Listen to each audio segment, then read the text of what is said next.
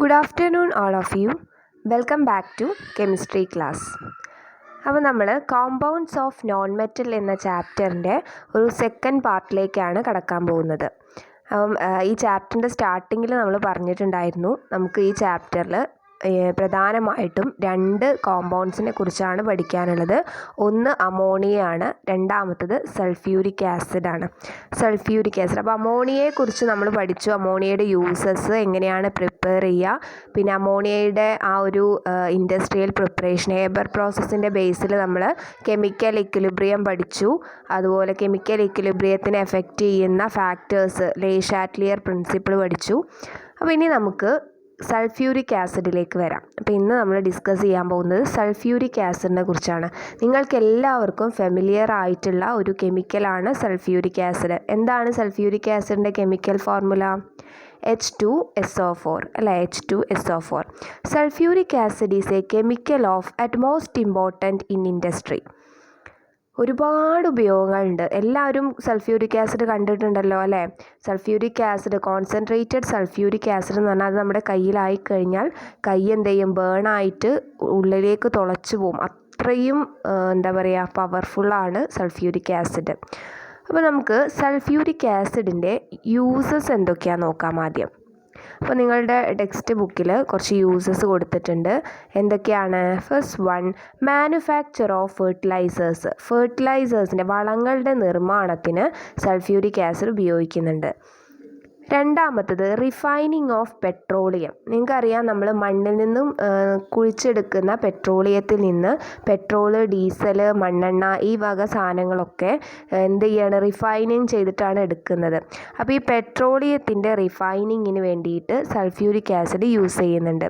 പിന്നെ അടുത്തത് manufacture of paint ഉണ്ടാക്കാൻ, മാനുഫാക്ചർ ഓഫ് പെയിൻറ്റ്സ്. പിന്നെ അതുപോലെ മാനുഫാക്ചർ ഓഫ് ഫൈബർ, പ്ലാസ്റ്റിക് ഉണ്ടല്ലോ, ഫൈബർ, മാനുഫാക്ചർ ഓഫ് ഫൈബേഴ്സ്. പിന്നെ മാനുഫാക്ചർ ഓഫ് എക്സ്പ്ലോസീവ്, സ്ഫോടക വസ്തുക്കളുടെയൊക്കെ നിർമ്മാണത്തിന് സൾഫ്യൂരിക് ആസിഡ് ഉപയോഗിക്കുന്നുണ്ട്. അടുത്തത് മാനുഫാക്ചർ ഓഫ് അതർ കെമിക്കൽസ്, വേറെ പല കെമിക്കൽസിൻ്റെയും പ്രൊഡക്ഷന് വേണ്ടിയിട്ട് റിയാക്റ്റൻ്റൊക്കെ ആയിട്ട് സൾഫ്യൂരിക് ആസിഡ് യൂസ് ചെയ്യുന്നുണ്ട്. പിന്നെ ഒരു ഇമ്പോർട്ടൻറ്റ് യൂസാണ് ഫോർ ഡീഹൈഡ്രേഷൻ. ഡീഹൈഡ്രേഷൻ എന്ന് പറഞ്ഞാൽ നിങ്ങൾക്ക് എന്താണെന്നറിയാം, എന്താണ്? വാട്ടറിനെ റിമൂവ് ചെയ്യാണ് ഡീഹൈഡ്രേഷൻ എന്ന് പറഞ്ഞാൽ. അപ്പോൾ നമ്മൾ ഏതെങ്കിലുമൊക്കെ എക്സ്പെരിമെൻറ്റ് ചെയ്യുന്ന സമയത്തൊക്കെ വാട്ടറിനെ റിമൂവ് ചെയ്യാനൊക്കെ വേണ്ടിയിട്ട് സൾഫ്യൂരിക് ആസിഡ് യൂസ് ചെയ്യാറുണ്ട്. ഡീഹൈഡ്രേറ്റിംഗ് ഏജൻ്റാണ് സൾഫ്യൂരിക് ആസിഡ്. അപ്പം ഇത്രയും ഒരുപാട് ഉപയോഗങ്ങളുണ്ട്, യൂസസ് ഒരുപാടുണ്ട് സൾഫ്യൂരിക് ആസിഡിന്. അതുകൊണ്ട് തന്നെ sulphuric acid is called the king of chemicals. കെമിക്കൽസിൻ്റെ രാജാവ്, കിങ് ഓഫ് കെമിക്കൽസ് എന്നാണ് സൾഫ്യൂരിക് ആസിഡ് അറിയപ്പെടുന്നത്. അപ്പോൾ യൂസസ് മനസ്സിലായല്ലോ. ഇനി നമുക്ക് എന്ത് വേണം, സൾഫ്യൂരിക് ആസിഡ് എങ്ങനെയാണ് പ്രിപ്പയർ ചെയ്യുന്നത്. അപ്പോൾ നമുക്ക് പഠിക്കാനുള്ളത് ഇൻഡസ്ട്രിയൽ പ്രിപ്പറേഷൻ ഓഫ് സൾഫ്യൂരിക് ആസിഡാണ്. അപ്പോൾ നമ്മൾ അമോണിയയുടെ ഇൻഡസ്ട്രിയൽ പ്രിപ്പറേഷൻ പഠിച്ച സമയത്ത് അതിനൊരു പേര് പഠിച്ചിട്ടുണ്ടായിരുന്നു അല്ലേ. അമോണിയയുടെ ഇൻഡസ്ട്രിയൽ പ്രിപ്പറേഷൻ അറിയപ്പെടുന്നത് ഹേബർ പ്രോസസ്സ് എന്നാണ് അല്ലേ, ഹേബർ പ്രോസസ്സ്. ഇവിടെ sulphuric acid is industrially prepared by the contact process എന്നാണ് അറിയപ്പെടുന്നത്. Sulphuric acid is industrially prepared by the contact process. എന്താണ് കോണ്ടാക്റ്റ് പ്രോസസ്സ്? മറന്നു പോകരുത്. സൾഫ്യൂരിക് ആസിഡിൻ്റെ ഇൻഡസ്ട്രിയൽ പ്രിപ്പറേഷൻ കോണ്ടാക്റ്റ് പ്രോസസ്സാണ്, കോണ്ടാക്റ്റ് പ്രോസസ്സ്. ഇനി എങ്ങനെയാണ് കോണ്ടാക്റ്റ് പ്രോസസ്സ് എന്നാണ് നമുക്ക് പഠിക്കാനുള്ളത്. ഒരുപാട് സ്റ്റെപ്പുകളിലൂടെയാണ് നമ്മൾ കോണ്ടാക്റ്റ് പ്രോസസ്സ് വഴി എന്തുണ്ടാക്കുന്നത്, സൾഫ്യൂരിക് ആസിഡ് ഉണ്ടാക്കുന്നത്. അപ്പോൾ ഫസ്റ്റ് സ്റ്റെപ്പ് എന്ന് പറയുന്നത് എന്താണ്? Sulphur is burned in oxygen to produce sulphur dioxide. Sulphur ഓക്സിജനിൽ ബേൺ ചെയ്തിട്ടാണ് സൾഫ്യൂരിക് എന്തുണ്ടാക്കുന്നു, സൾഫർ ഡൈ ഓക്സൈഡ് ഉണ്ടാക്കുന്നു. നിങ്ങൾക്കറിയാം, ഓക്സിജൻ എന്ന് പറയുന്നത് കത്താൻ സഹായിക്കുന്ന ഒരു ഗ്യാസാണ് അല്ലേ. അപ്പോൾ സൾഫർ എന്ത് ചെയ്യുന്നു, ഓക്സിജൻ്റെ പ്രസൻസിൽ ബേൺ ചെയ്യുന്നു. അപ്പോൾ അതെന്തായിട്ട് മാറും, സൾഫർ ഡൈ ഓക്സൈഡ് ആയിട്ട് മാറും. അതിൻ്റെ ഇക്വേഷൻ എങ്ങനെ എഴുതാം?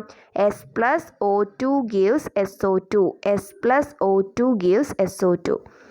ഇനി ഇങ്ങനെ ഫോം ചെയ്ത സൾഫർ ഡൈ ഓക്സൈഡ്, അതായത് സൾഫർ ഓക്സിജനിൽ ബേൺ ചെയ്തിട്ട് ഉണ്ടായിട്ടുള്ള സൾഫർ ഡൈ ഓക്സൈഡ് വീണ്ടും എന്ത് ചെയ്യുന്നു, ഓക്സിജനുമായിട്ട് റിയാക്ട് ചെയ്യിപ്പിക്കുന്നു. അപ്പോൾ അവിടെ ഒരു കാര്യം ശ്രദ്ധിക്കാനുണ്ട്. സൾഫർ ഡൈ ഓക്സൈഡിനെ ഓക്സിജനുമായിട്ട് റിയാക്ട് ചെയ്യിക്കുന്ന സമയത്ത് അവിടെ നമ്മളൊരു കാറ്റലിസ്റ്റ് യൂസ് ചെയ്യുന്നുണ്ട്. ഏതാണ് കാറ്റലിസ്റ്റ്?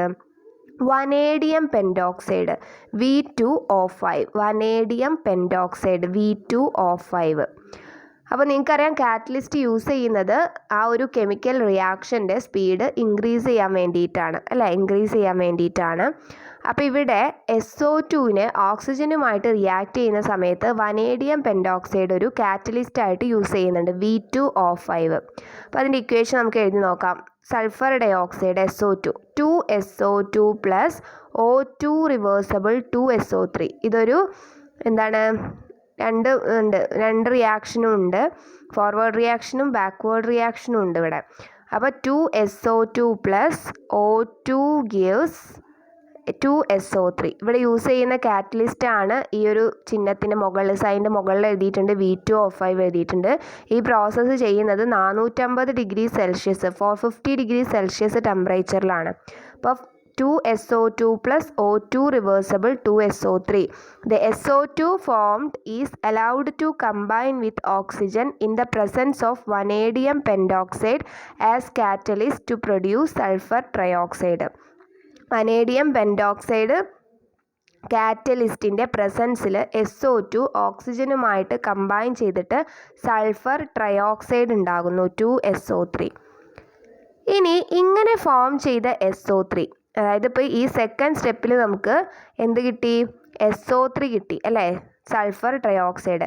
ഈ സൾഫർ ട്രയോക്സൈഡിനെ നമ്മൾ എന്ത് ചെയ്യുന്നു, തേർഡ് സ്റ്റെപ്പിൽ sulphur trioxide is now dissolved in concentrated sulphuric acid.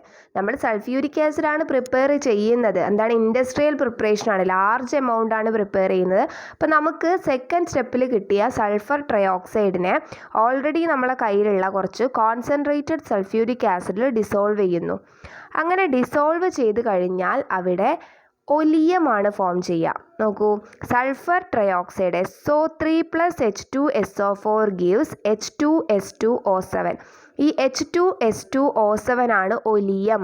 H2S2O7 sulphur ട്രയോക്സൈഡിനെ കോൺസെൻട്രേറ്റഡ് സൾഫ്യൂരിക് ആസിഡിൽ ഡിസോൾവ് ചെയ്യുമ്പോൾ നമുക്ക് ഒലിയം കിട്ടുന്നു, H2S2O7 ഒലിയം. ഇനി ഇങ്ങനെ ഫോം ചെയ്ത ഒലിയത്തെ, the product thus formed is known as oleum. Then sulphuric acid is produced by dissolving oleum in water. Third സ്റ്റെപ്പിൽ നമുക്ക് കിട്ടിയ ഒലിയത്തെ വാട്ടറിൽ ഡിസോൾവ് ചെയ്യുമ്പോഴാണ് നമുക്ക് സൾഫ്യൂരിക് ആസിഡ് കിട്ടുന്നത്. ഇക്വേഷൻ നോക്കൂ, H2S2O7 oleum, H2S2O7 plus H2O gives 2H2SO4. H2S2O7 plus H2O gives 2H2SO4. അങ്ങനെ നമ്മൾ സൾഫ്യൂരിക് ആസിഡ് ഫോം ചെയ്തു. ഒലിയത്തെ വാട്ടറിൽ ഡിസോൾവ് ചെയ്ത് കഴിഞ്ഞപ്പോൾ നമുക്ക് സൾഫ്യൂരിക് ആസിഡ് കിട്ടി. അപ്പോൾ ഒരു 4 സ്റ്റെപ്പിലാണ് റിയാക്ഷൻ നടക്കുന്നത്. ഫസ്റ്റ് സൾഫർ ഓക്സിജനിൽ ബേൺ ചെയ്യുമ്പോൾ സൾഫർ ഡയോക്സൈഡ് കിട്ടുന്നു. ഈ സൾഫർ ഡയോക്സൈഡിനെ വനേഡിയം പെൻഡോക്സൈഡിൻ്റെ പ്രസൻസിൽ 450 ഡിഗ്രി സെൽഷ്യസിൽ വീണ്ടും ഓക്സിജനുമായിട്ട് റിയാക്ട് ചെയ്യുമ്പോൾ സൾഫർ ട്രയോക്സൈഡ് കിട്ടുന്നു അല്ലേ. ഇനി ഈ സൾഫർ ഡയോക്സൈഡിനെ കോൺസെൻട്രേറ്റഡ് സൾഫ്യൂരിക് ആസിഡിൽ ഡിസോൾവ് ചെയ്ത് കഴിഞ്ഞാൽ ഒലിയം ഫോം ചെയ്യുന്നു. ഈ ഫോം ചെയ്ത ഒലിയത്തെ H2S2O7 ഒലിയത്തെ വാട്ടറിൽ ഡിസോൾവ് ചെയ്ത് കഴിഞ്ഞാൽ നമുക്ക് സൾഫ്യൂരിക് ആസിഡ് കിട്ടുന്നു. ഇനി ഇവിടെ നമുക്കൊരു ചെറിയ പ്രശ്നം എന്താണെന്ന് വെച്ചാൽ, ആക്ച്വലി ഈ നമുക്ക് തേർഡ് സ്റ്റെപ്പിൽ കിട്ടിയ സെക്കൻഡ് സ്റ്റെപ്പിൽ കിട്ടിയ SO3 ഉണ്ടല്ലോ, സൾഫർ ട്രയോക്സൈഡ്. ഈ സൾഫർ ട്രയോക്സൈഡിനെ ഡയറക്റ്റായിട്ട് വാട്ടറിൽ ഡിസോൾവ് ചെയ്ത് കഴിഞ്ഞാൽ നമുക്ക് H2SO4 സൾഫ്യൂരിക് ആസിഡ് കിട്ടും. പക്ഷേ എന്നിട്ടും നമ്മൾ എന്തിനു വേണ്ടിയിട്ടാണ് സൾഫർ ട്രയോക്സൈഡിനെ കോൺസെൻട്രേറ്റഡ് സൾഫ്യൂരിക് ആസിഡ് ഡിസോൾവ് ചെയ്ത് ഒലിയമാക്കി മാറ്റിയ ശേഷം ഒലിയത്തെ വാട്ടറിൽ ഡിസോൾവ് ചെയ്തിട്ട് സൾഫ്യൂരിക് ആസിഡ് ഉണ്ടാക്കി? അതെന്തിനു വേണ്ടിയിട്ടാണ് എന്നാണ് ചോദ്യം. Sulfuric acid is formed also by the direct dissolution of sulfur trioxide in water. Still, sulfur trioxide is not directly dissolved in water. Why?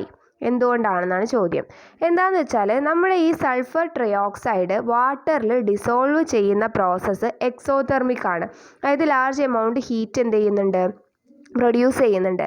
അപ്പം ഇതൊരു എക്സോതെർമിക് റിയാക്ഷൻ ആയതുകൊണ്ട് it may turn sulphuric acid initially formed in to fog like particle. അതായത് നമ്മൾ sulphur trioxide വാട്ടറിലേക്ക് add ചെയ്യുന്ന സമയത്ത് first form ചെയ്യുന്ന sulphuric acid ഉണ്ടാവുമല്ലോ, ആ സൾഫ്യൂരിക് ആസിഡിനെ ഒരു ഫോഗ് ലൈക്ക് പാർട്ടിക്കിൾ, മഞ്ഞ് പോലുള്ള ഒരു പാർട്ടിക്കിൾസ് ആക്കി മാറ്റും, ഒരു സ്മോഗ് ഫോം ചെയ്യും.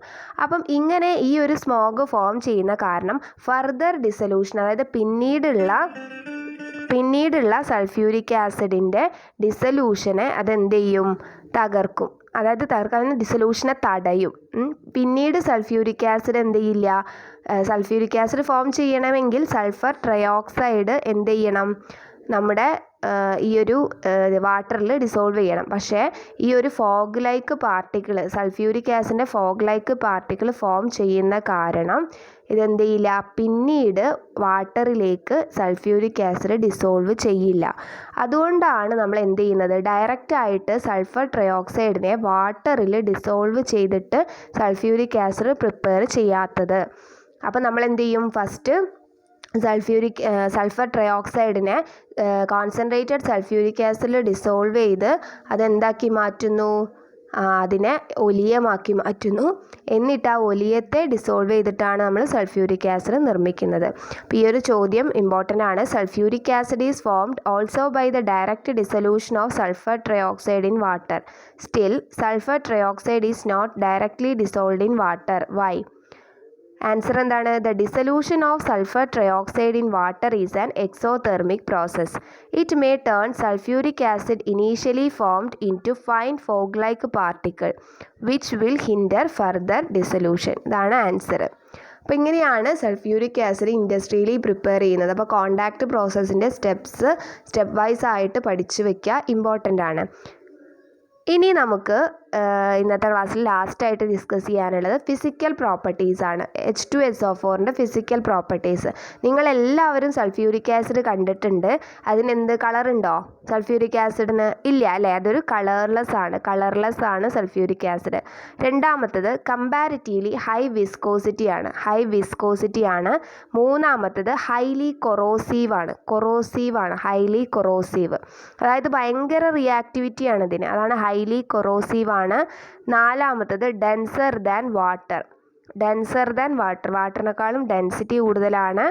ഡിസോൾവ് ഇൻ വാട്ടറിൽ ഡിസോൾവ് ചെയ്യും. ഈ 5 പ്രോപ്പർട്ടിയാണുള്ളത്. Colourless, comparatively high viscosity, highly corrosive, denser than water, dissolve in water. ഈ 5 ഫിസിക്കൽ പ്രോപ്പർട്ടീസ്.